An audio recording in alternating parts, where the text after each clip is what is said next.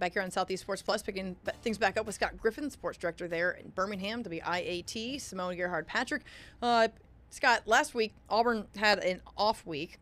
They were on their bye, a much-needed bye after back-to-back losses against Oklahoma and Texas A&M, who, to Auburn's credit, are two of the upper echelon teams in the SEC this season, although we do know that the talent is certainly spread out. Does not get any easier this week there at Jordan-Hare Stadium, the Deep South's oldest rivalry against Georgia. The line is a little bit tricky on this one. G and I have been talking about that. 3.5, Gerhard, you said. What does that tell you, Scott? And how do you feel about just what this game looks like?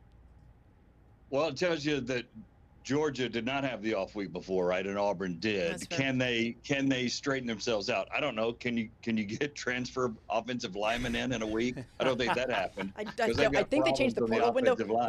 Yeah. Right. I mean, they brought the two new guys in, and Connor Lew's the only one playing winter football, it looks like to me. So they've got problems there. I think the other issue, just to me, again, is I think Hugh Freeze is so RPO nuts that they just call a ton of RPOs, and that's great.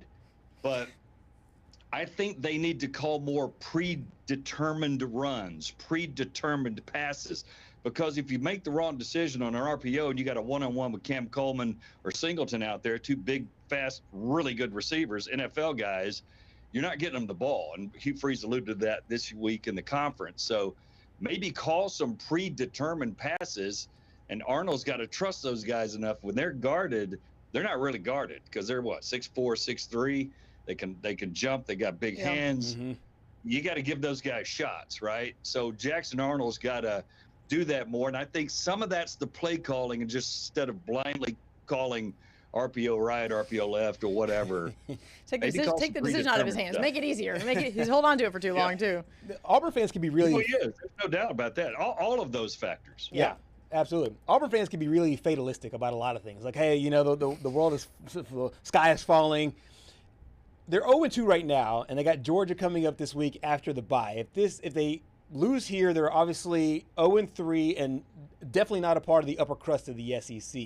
Do you see this as being any kind of real trouble for Hugh Freeze?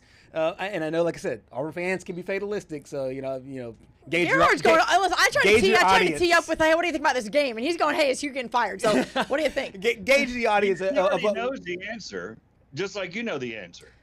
They could be 0 for the SEC and beat Alabama, and he'll get. Honestly, though, there's a lot to that. It's sad though. That's kind of sad, right? I mean, it bought Gus a year every other year for 8 years, 10 years. Yeah. But yes, I mean, they'll be sniping. They've got to win one of these games, and they were very close the last 2 weeks, but they did not win them. So something's got to change on that. Yeah. Defense is playing great, but they got to win one of these close games or two. Yeah, I mean, it seems like you covered these teams for a long time, Scott. It seems like the frustration with having what at times has been an elite defense with an offense that just simply, I think I saw a stat today, Auburn's maybe 3 for 28 on third down conversions offensively. I mean, that is horrific. I'm pretty sure that me on 11 could probably have a better third down conversion rate offensively with nobody blocking. Well, and that tells you that first and second down's not happening. I think their average yards to gain in the Oklahoma game was over 10 on third down. You can believe that. It was 10.47 or something, which is hard to believe. It wasn't below 10.